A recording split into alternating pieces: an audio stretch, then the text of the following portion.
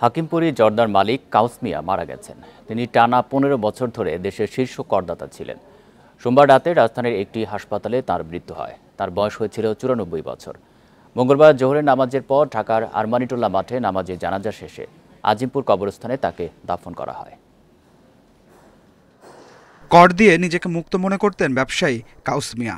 সব টাকা রাখতেন ব্যাংকে। টানা ২৬ বছর ধরে তিনি বাংলাদেশের অন্যতম সেরা করদাতা ছিলেন।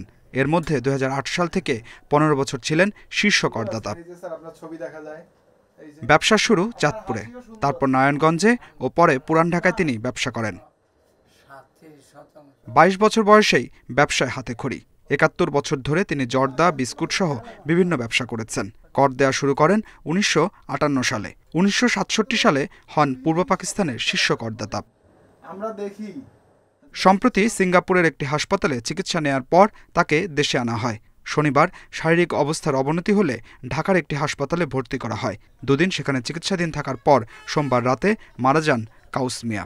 আমার বাবা সবসময় আমাদেরকে বলতেন, বাবা ব্যবসা করবা সততার সহিত, মনে কোনো কালিমা রাখবা না, ট্যাক্স দিবা ঠিক মতো, মানুষকে ঠকাবা না, জীবনে অনেক বড় হইতে পারবা, তাহলেই তুমি এই সফল ব্যবসায়ী হইতে পারবা। আমার বাবা নিজের জন্য কিচ্ছু রাখে নাই, দেশের জন্য দিয়ে গেছেন, আমাদের জন্য করে গেছেন।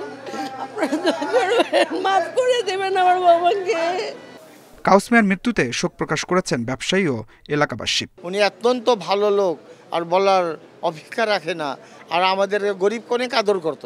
মৃত্যুর আগ পর্যন্ত তিনি সমাজের অনেক কাজ করেছেন। উনি চাঁদপুরের বাড়ি, যে চাঁদপুরেতে উনি অনেক মসজিদ মাদ্রাসা করেছেন। খুব কম সংখ্যক মানুষই এই পর্যায়ে আসতে পারে। একদম যাকে বলা হয় সেলফ মেড ম্যান, নিজেকে নিজে তৈরি করেছেন। বাদ জোহর আরমানিটোলা খেলার মাঠে নামাজে জানাজা অনুষ্ঠিত হয়। এরপর তাকে দাফন করা হয় আজিমপুর কবরস্থানে। Adilur Rahman, independent news, Dhaka.